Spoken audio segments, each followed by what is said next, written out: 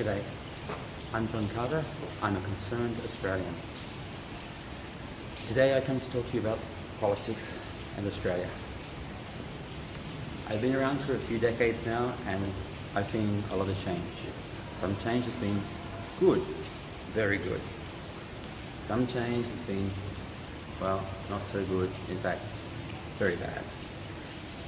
So I'm appealing to you today to think about your country, about your politics, and about our future as a country, and about the future of the next generation.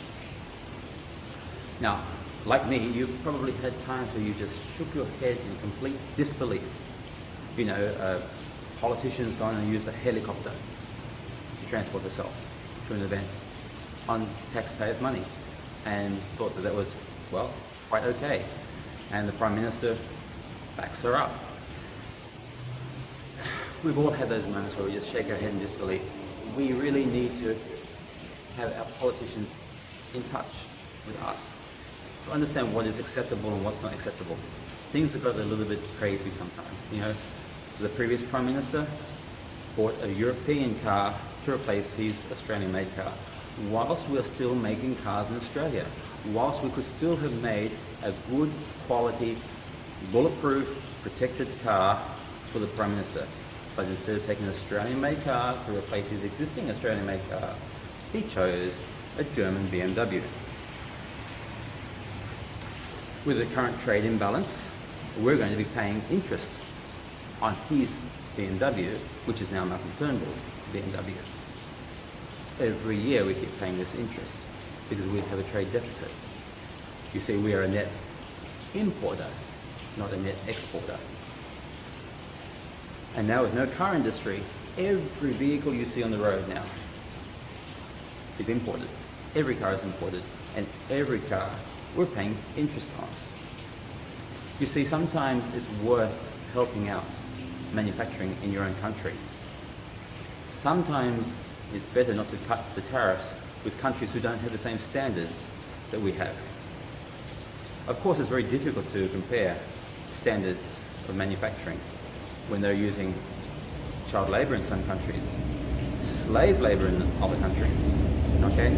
Of course, Australia can't compete with this, and nor should we have to compete with this. Okay, our farmers, we need our farmers. A lot of them are in drought now, and they need our help. But the government's not doing much. Yet the government can still spend and send and gift billions, not millions, billions of dollars of our taxpayers' money to foreign countries. Now, I'm not saying that there's anything wrong with helping overseas countries. There's a place for that. I am saying there's also a place to help our own farmers who we rely on. Just recently, we're doing a deal with Indonesia to allow them to export mangoes into the Australian market. No doubt that's going to hurt the Australian mangoes, and of course we have a quality product, but it will drag the prices down. Again, it's an unlevel playing field. Yes, you could argue we're being allowed some more exports into their market, but mind you, we're giving them over $300 million in a year to support them with their defence, anti-terrorism and so forth. So really, are we really giving them that much? Or are they taking more?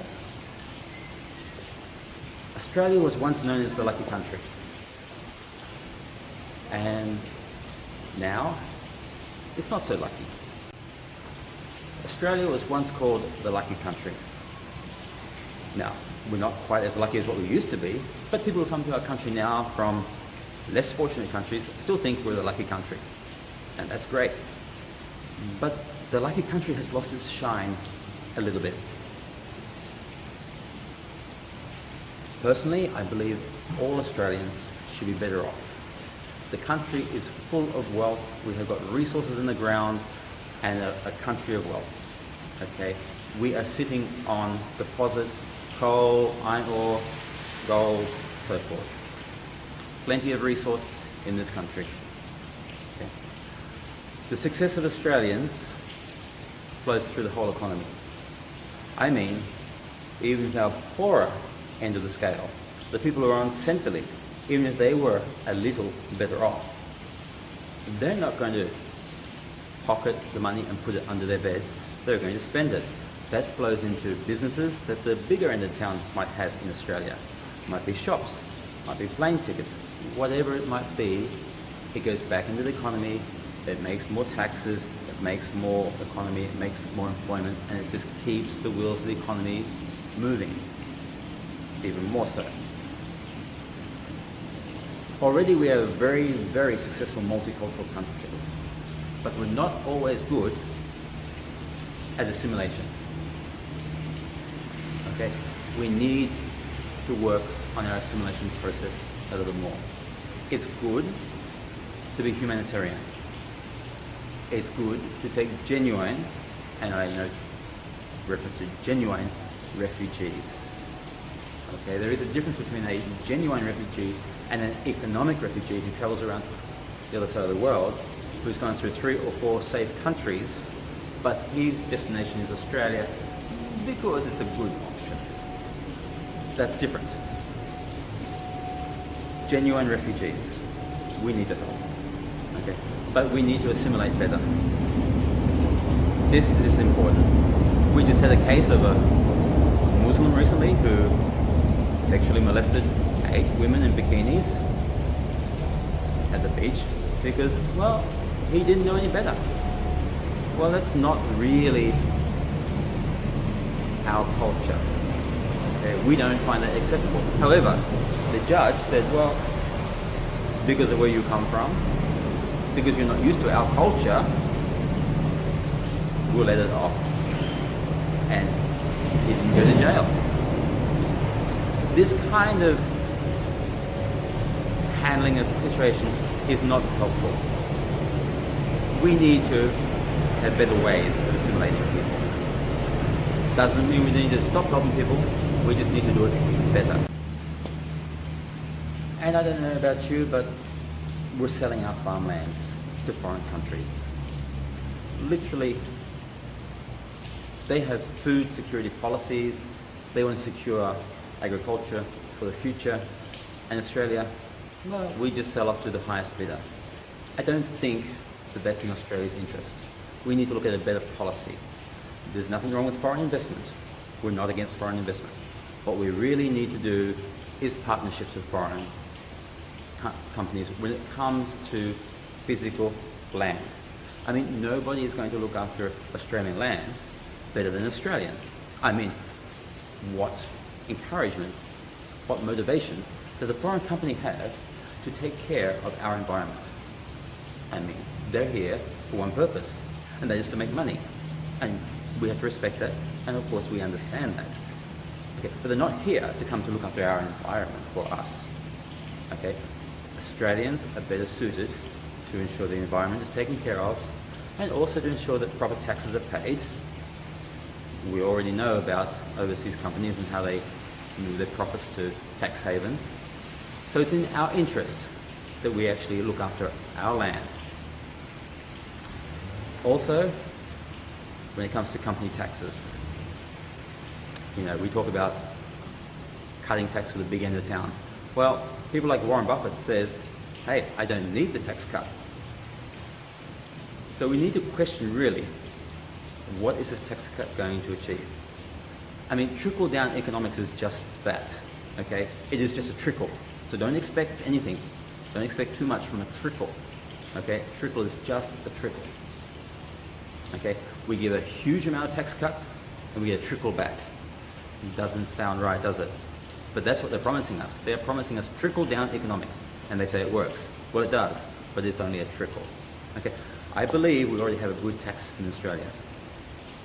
We do need to actually tighten it a little bit more too, because you've got companies like Qantas who are very un-Australian and haven't paid any tax for almost 10 years, but they can afford to pay dividends.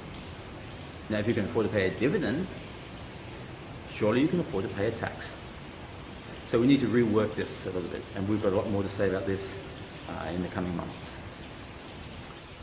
Okay, let's get the corporate companies to pay their fair share of tax, and then let's talk about a tax cut. Okay. As for the reporting, our media, we understand that obviously you can pick up a newspaper and you know which slant it's going to be, whether it's going to be a pro-Liberal, pro-Labor, this is Murdoch Press or whatever. Okay, so that's fine. But our ABC, it's for the people. Okay, but it shouldn't be a government mouthpiece. It should not be a propaganda channel. It should not be controlled by the government. It should not be like a communist media outlet. It should be an independent, completely independent, without any interference, and able to operate on its own. The board is currently set by the government. 2 members were recently appointed by the government. We need independence for our ABC. And we probably need to actually index the funding to what our tax income is. Because this way we can say, no matter what, this is how much they're going to get, regardless of what they say about the government. And also, if tax receipts go up, then their income or their budget for operating expenses will go up, which will avail them to do more things. So what I'm saying is simply, it's in the ABC's interest to get stories that's going to help improve Australia, rather than being fettered by the government. Now we live in an energy-rich country. We've got oil. Well, mind you, we like to export it to Singapore, have it refined, and then bring it back. That's another story. We have sun, plenty of sun in this country. We call it a sunburnt country. We have plenty of sunshine. We have wind. We have coal. We have gas. We've got all the energy mixes. We've got uranium, and that's another topic for discussion as well. Why is it that we're paying some of the highest energy rates in the world? This is completely unfathomable and unjustifiable. We need to be demanding more from our energy companies. If we cannot do this through privatization with private companies, then we need to look at state operations. We used to have state-owned coal power stations, and they used to work. Okay? Then we sell, like Hazelwood, at a very cheap price, okay? And then they shut it down. We have governments talking. They've been talking about high-speed rail for so many years. Other countries get on and do it, and they have high-speed rail. Okay? Australia needs this kind of infrastructure. We're a very sparse country, but we're getting more and more populated. If we're going to continue with our level of immigration and population growth and so forth, we need to have better transportation, better connections between capital cities, and to make them closer through better transportation. Okay? It takes time to go to the airport. It takes time to check in. It takes time for the plane to take off. It takes time to clear at the other end and get to the main city. Train, high-speed train, is the way to go. We can then also link up some major country towns through the corridors. Okay, this will be a boom for tourism. This will be a boom for coastal cities. This will be a new era for Australia. Without any doubt, we need high-speed train.